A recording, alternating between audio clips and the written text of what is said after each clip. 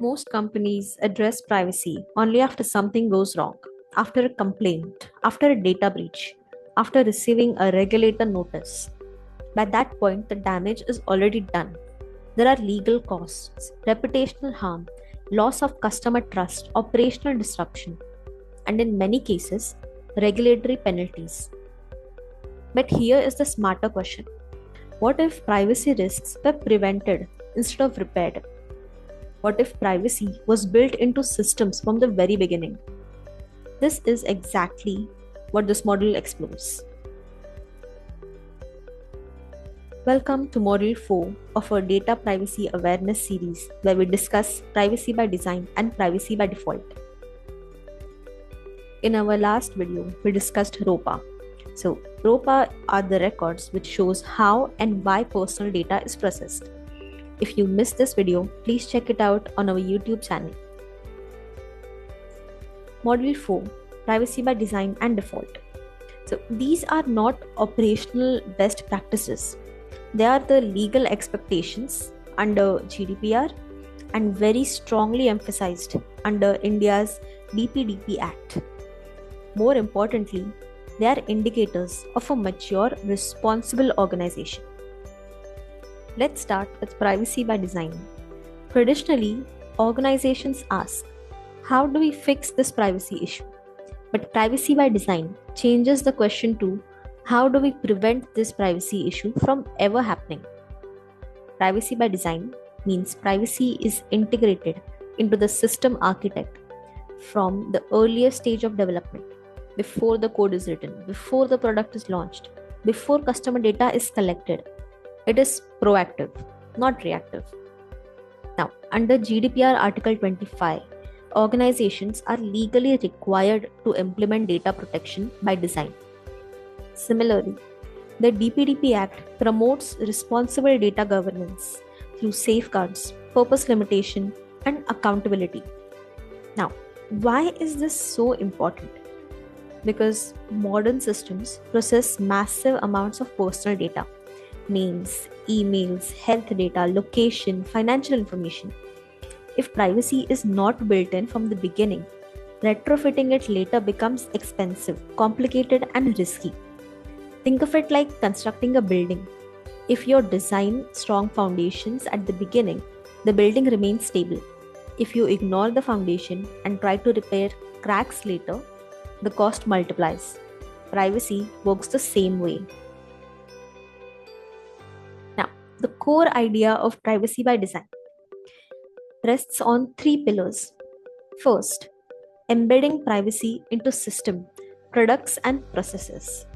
This means privacy is part of architecture, workflows, vendor selections, contracts, and technical controls. Second, anticipating the risks before they occur. This includes conducting risk assessments, DPIAs, security testing, and threat modeling before launch. Instead of waiting for a breach, you simulate vulnerabilities in advance and prepare for them. Third, making privacy a part of innovation. Privacy should not be seen as a blocker. It should be integrated into product development cycles. For example, a marketing team can still personalize content using anonymized or pseudonymized data instead of identifiable personal data. This creates a win-win outcome. The business grows and privacy remains protected. Now, privacy by design is based on 7 globally recognized principles. Let's explore them one by one. First, we have proactive, not reactive. This means we need to prevent the problems before they occur. For example, companies should conduct penetration testing before launch instead of after a breach. Second, privacy as the default setting. So, systems should automatically protect personal data. Users should not have to change settings to remain secure. Third, privacy embedded into design.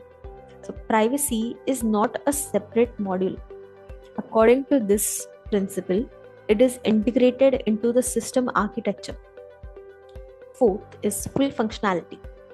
Now, privacy and business objectives can coexist, and it is not supposed to be privacy versus innovation.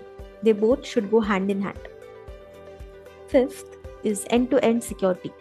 So, data must be protected across its entire life cycle, from collection to deletion.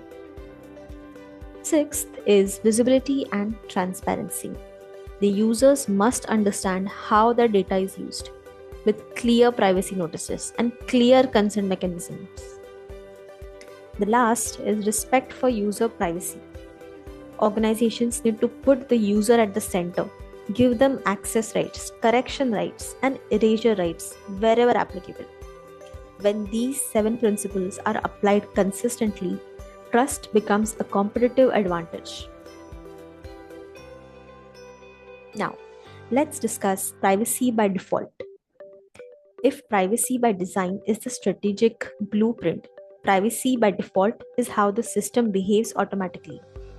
Privacy by default ensures that the strictest privacy settings are applied without user intervention. This means that location tracking is off by default. Only necessary data is collected. There is minimum data retention periods and no automatic data sharing without consent. If users must manually adjust settings to protect themselves, that is not privacy by default.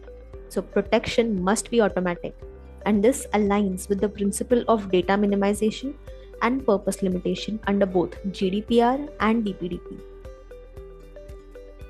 Now, let's clarify the difference between privacy by design and default with some examples. During system development, you encrypt the database, implement secure coding practices, and apply access controls. This is privacy by design. Now, imagine a user creates an account on your platform. Their profile is automatically private, location sharing is disabled, and targeted ads are off unless consent is given. That is privacy by default. One is strategic, the other is operational, and together they create a layered protection. Let's apply this to a practical example. Imagine a social media application operating in India under the DPDP Act. The privacy by design measures includes secure coding standards, encrypted messaging, vendor due diligence, and pre-launch privacy risk assessment. The privacy is engineered into the architecture. Now, let's look at privacy by default. Location sharing is off by default. Only minimal profile information is required to register, and targeted advertising is enabled only after explicit consent. The outcome is regulatory compliance, reduced legal exposure, improved customer trust, and long-term sustainability. So, organizations that embed privacy early will avoid costly redesign later. Now, let's have some interactive exercises. In scenario 1, a food delivery app tracks your location even when the app is not in use. So, is this privacy by default? No, because tracking continuously without necessity or active user engagement is not privacy by default. In scenario 2, a healthcare app collects only the medical history required to schedule appointments. This reflects privacy by design because data collection is supposed to be purpose limited. In scenario 3, a retail app automatically shares purchase history with third-party vendors. This is a clear violation of privacy by default because sharing requires informed, explicit consent. These scenarios show how small design decisions directly affect compliance outcomes. Let's summarize this. Privacy by design is about building responsibly.